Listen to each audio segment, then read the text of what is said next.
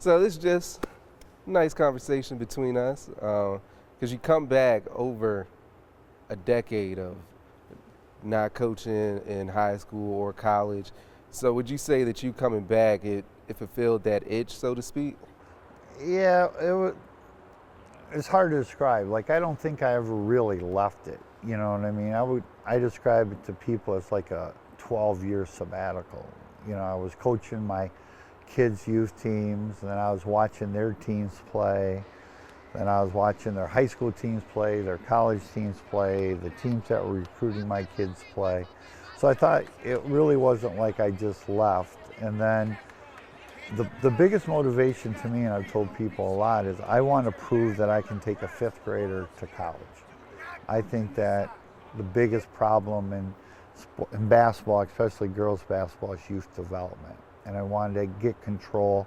Grand Blanc has 8 elementary schools. I don't know if you ever heard of a guy named Morgan Wooten. He was the old coach at DeMatha. And it was decades where every senior on his team got a scholarship, including the manager. And that was, at the end of the day in basketball, that's what I want to try to be able to do. Yeah, I grew up knowing Wooten. I grew up in the DMV. That's right up the road. DMV, they got some of the best basketball players to ever play. But for you, because you put out a tweet saying after you guys lost to West Bloomfield in the state final that the roadmap is clear to what you guys need to do in order to get that state championship. Would you say it has something to do with that youth development? It has a lot to do with the youth development. Like, we feel like we could be, you know, some of the times I wish I was here earlier for some of these kids. You know, if they can shoot better, if they dribble better, you know, some of the things that we thought we could have got to them.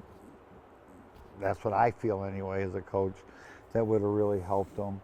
But we think the youth development is key, and we think it's getting passed by. You know, they're counting on the travel teams doing it or the club teams doing it. I was in the BCAM board, and they sent a survey out.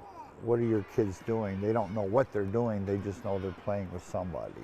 And we want to be a little bit more hands-on with that. Because for you to come back and have so much success in year one, what type of dedication did that take from you and your staff just to come in and institute a culture that could be carried to a state championship? Well, the culture was a big part of it, you know, and looking back, our kids are beautiful kids. I was like, practice starts at this time, that's what time it starts, you know. This is mandatory, that's mandatory. And I think it was coming from a situation where some of that might be new to them. And I wish, in the learning curve, I think it worked out for all of us. So my wife joined the staff. You know, she was a real godsend. Kelly DeWitt was awesome. And they basically calmed me down. They really were good buffers with the kids. And the kids, to their credit, really, you know, came around and we worked it out. Because from your time at Oakland and Northwood, because in college, these kids are adults, young adults. So for you switching to that high school role, how much of a difference was that for you? It was a big difference. You know, I did help with my daughters for a couple years at Dow. It was a big difference. It's, you know, you're like, okay, practice, we're going to go back an hour. Well, then it affects everybody's rides. It affects different people getting there. It's not like they're just in the dorm waiting to come over. And it was a big difference in that. In college, you know, that's their scholarship. That's where they get their meals. That's where they get all that. So it's a different environment.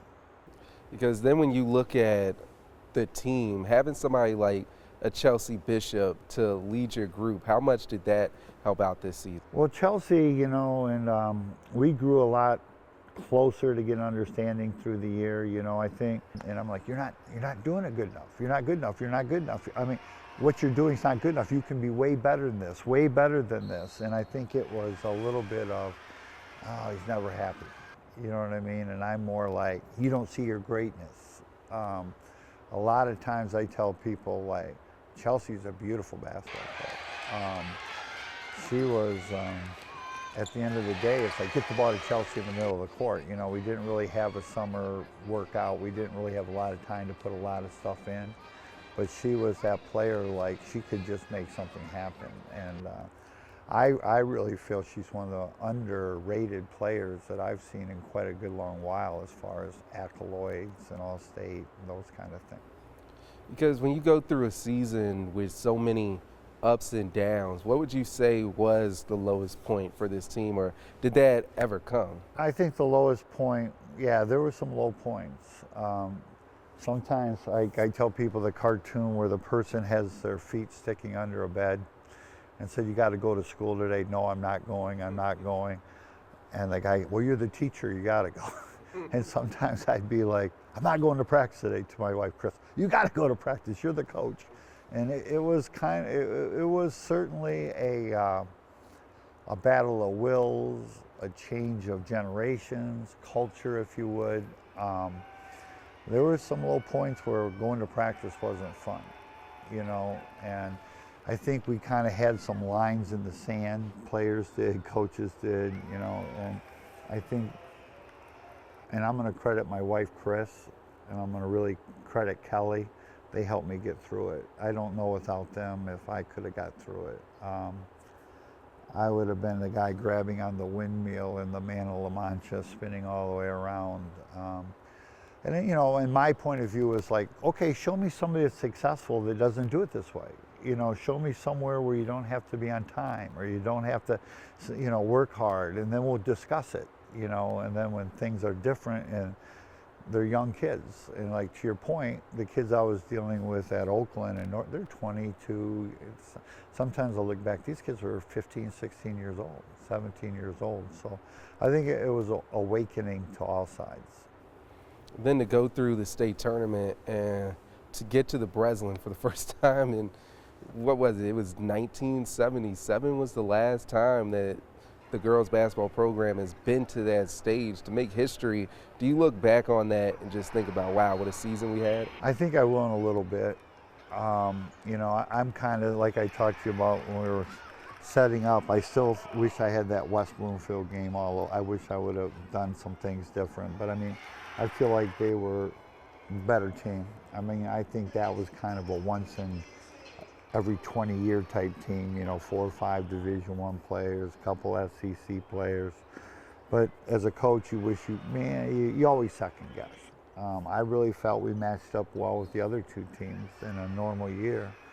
We were there. I think it's the first time in '77 it wasn't at the Breslin. Well, the Breslin wasn't there, so I can tell you it wasn't at the Breslin. But it was very, you know, and the kids had tears in their eyes, and they all bought the sweatshirts for the Breslin. And I'm always like, after every game, we, you know, down if we lose. And the parents, it's good. This was good. This was a good experience. So I think, yes, I think in a week or so, we'll be looking back at these trophies and saying that was a heck of a ride.